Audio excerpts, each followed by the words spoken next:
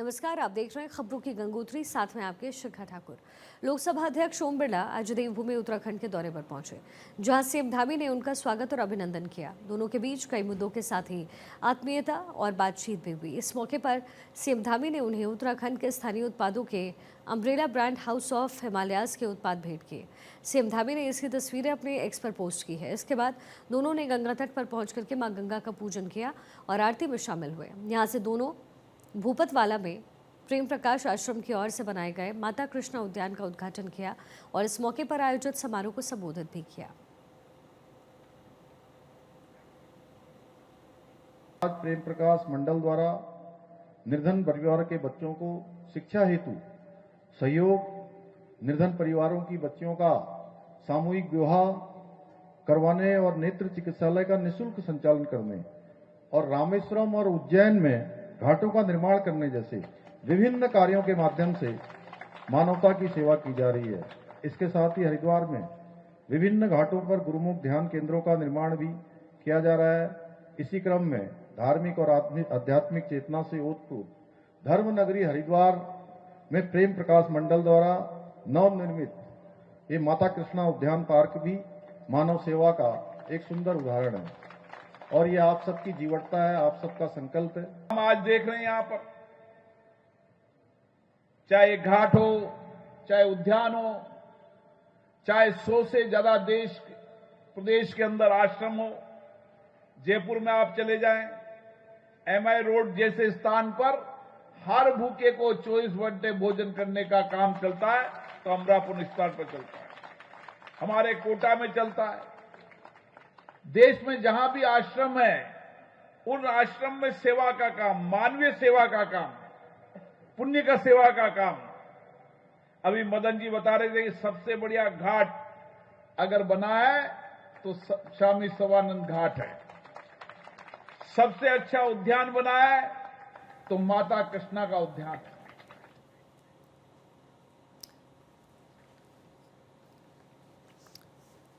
तो ओम बिरला उत्तराखंड के दौरे पर पहुंचे हुए थे। लोकसभा अध्यक्ष ओम बिरला देवभूमि उत्तराखंड के दौरे पर रहे, जहां सीएम धामी ने उनका स्वागत और अभिनंदन किया।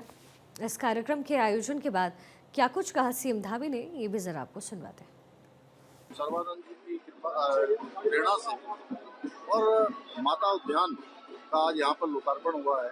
निश्चित रूप से क्योंकि हरिद्वार में जिस प्रकार से लगातार तीर्थयात्री बढ़ रहे हैं, आने वाले लोग बढ़ रहे हैं, भक्तगण बढ़ रहे हैं, तो ये इस प्रकार का उद्यान, इस प्रकार का घाट और प्रेम प्रकाश आश्रम ये लगातार लोगों के लिए उनकी यात्रा को अच्छा बनाता है। जिन लोगों को स्थान नहीं मिल पाता उनको स्थान देने का काम करता है। जिनको भोजन की व्यवस्था नहीं हो पाती, भोजन की व्यवस्था करने का काम, तमाम निर्धन कन्याओं के विवाह का काम, चिकित्सा के कार्य, अनेक कार्य करते हैं। मैं उनको सबको बहुत दिल से धन्यवाद देता हूँ, उनको बधाई देता हूँ, शुभकामनाएं देता हूँ कि एक नवीन कार्य यहाँ प्रारंभ हुआ है।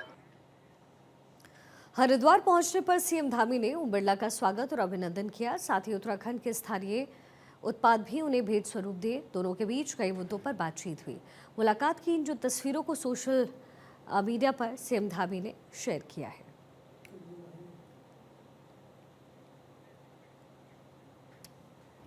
चलिए आगे बढ़ते हुए उत्तरकाशी में उस वक्त हड़कंप मचा जब एक महिला गंगा मंदिर के पास भागीरथी नदी में अचानक बह गई।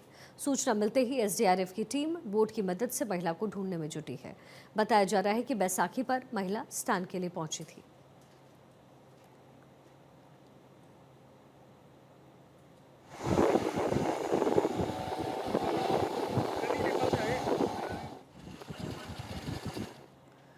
हरिद्वार के धनपुरा में अवैध पटाखे बनाने वाले गोडाउन में अचानक धमाका हो गया, जिसमें 2 लोग गंभीर रूप से घायल हैं।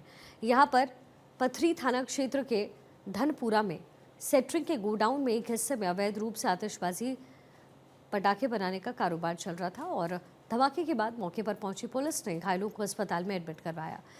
वहीं एफएसएल और बॉम्ब स्क्वाड की टीम ने मौके पर पहुंच करके बारीकी से निरीक्षण किया, जिसमें बारूद और अन्य खतरनाक पदार्थों के अवशेष मिले। शकीन नाम का जो युवक है वो आतिशबाजी के बॉम्ब बनाने का ये कारोबार अवैध रूप से कर रहा था। जिसके स्थानीय लोग भी लंबे समय से शिकायत कर रहे थे। हादसे के बाद मौके पर पहुंचे एसपी देहात शेखर सोयाल का कहना है कि पुलिस मामले की जांच कर रही है। दोषियों के खिलाफ कानूनी कार्रवाई होगी। चौकी इंचार्ज यहाँ पे आए तो उस समय जो प्रथम दृष्टया लग रहा था कि ये कबाड़ का काम भी ये शख्स करते हैं, तो कबाड़ के किसी सामान में विस्फोट हुआ।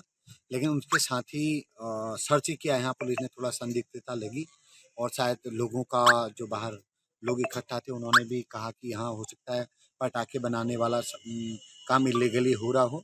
तो इस बिहाफ पे पुलिस ने प्रॉपर्ली पूरे घर को सर्च किया तो यहाँ काफ़ी ऐसा सामान जो पटाखे बनाने में इस्तेमाल होता है वो हमारी टीम को मिला है। एफएसएल टीम ने इस बात को तस्दीक किया। लाइसेंस जो होता है वो दिखाने से वो नहीं दिखा पाया, तो उस बिहाफ पर ये प्रथम दृष्टया यही लग रहा है कि ये जो पटाखे बनाने का इलीगल काम यहाँ पे हो रहा था।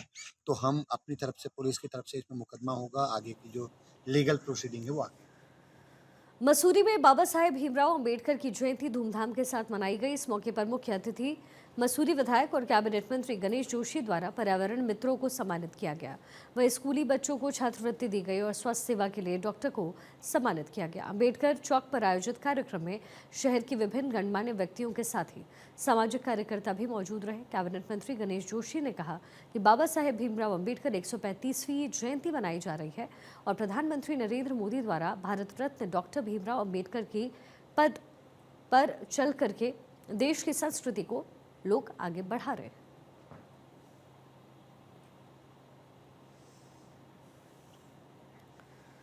हल्द्वानी में मुख्यमंत्री पुष्कर सिंह धामी के निर्देश पर प्रदेश में अवैध मदरसों के खिलाफ ताबड़तोड़ छापेमारी की कार्रवाई हुई।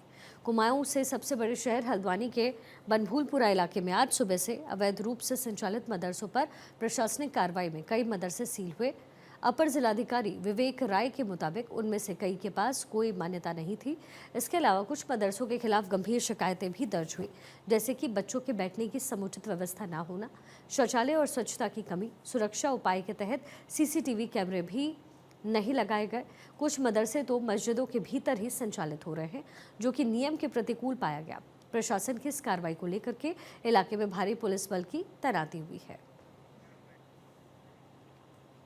छापेमारी नहीं है, ये जो है पहले से सर्च अभियान हुआ है, सर्वे हुआ है, जिसमें कोई भी अगर मदरसा शैक्षिक संस्थान जो कि बिना अनुमति के चल रहा है उस पर कार्रवाई हो रही है। पूरी टीम है, शासन के जो आदेश हैं उसके क्रम में जो भी बिना मान्यता के हैं उन पर कार्रवाई चल रही है। लाइन नंबर 2, लाइन नंबर 4 और किदवई नगर, यहाँ पर जो है 3 अब तक हम लोग सील कर जिनका जिनके पास अनुमति नहीं है, लीगल नहीं है, वो प्रशासन द्वारा मदरसों का सत्यापन की कार्रवाई की गई है, जिसमें 18 अवैध पाए गए हैं। आज पुलिस भी मौके पर मौजूद है। अब तक 3 मदरसों को सील किया जा चुका है और आगे भी हम इसको करेंगे। आज मैक्सिमम जितने हो जाएंगे ठीक है, अदरवाइज कल भी